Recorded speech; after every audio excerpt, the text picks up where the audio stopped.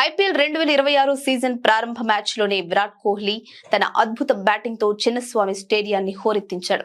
Sun Risers Hyderabad తో జరిగిన ఈ పోరులో కోహ్లీ కేవలం 39 బంతుల్లోనే 5 ఫోర్లు 5 సిక్సర్లతో 69 పరుగులు చేసి అజేయంగా నిలిచాడు.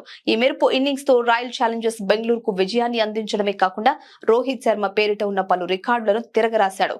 ముఖ్యంగా ఐపీఎల్ చరిత్రలో చేసింగ్ సమయంలో 4000 పరుగుల మార్కును దాటిన తొలి ఆటగాడిగా విరాట్ ప్రపంచ రికార్డు సృష్టించాడు. ఇప్పటి వరకు ఏ ఇతర బ్యాటర్ కూడా చేసింగ్ లో కనీసం 3500 పరుగుల మైలురాయిని చేరుకోలేకపోవడం గమనార్హం.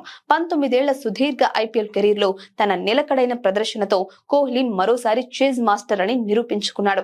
ఈ ఇన్నింగ్స్ ద్వారా ఒకే స్టేడియంలో అత్యధిక పరుగులు చేసిన ఆటగాడిగా రోహిత్ శర్మ రికార్డును కూడా కోహ్లీ అధిగమించాడు. వాంఖడే స్టేడియంలో చేసింగ్ సమయంలో రోహిత్ చేసిన 1265 పరుగుల రికార్డును దాటి చిన్నస్వామి వేదికగా విరాట్ తన పరుగుల వేటను 1288కు చేర్చాడు. అలాగే ఒకే మైదానంలో చేసింగ్ చేస్తూ 10 సార్లు 50 కంటే ఎక్కువ స్కోర్లు సాధించిన ఆటగాడిగా రోహిత్ సరసన నిలిచాడు. 37 ఏళ్ల వయసులోనూ అమోఘమైన ఫిట్నెస్ తో కుర్రాడిలా మైదానమంతా పరిగెడుతూ కోహ్లీ ఆడిన తీరు అభిమానులను మంత్రముగ్ధులను చేసింది.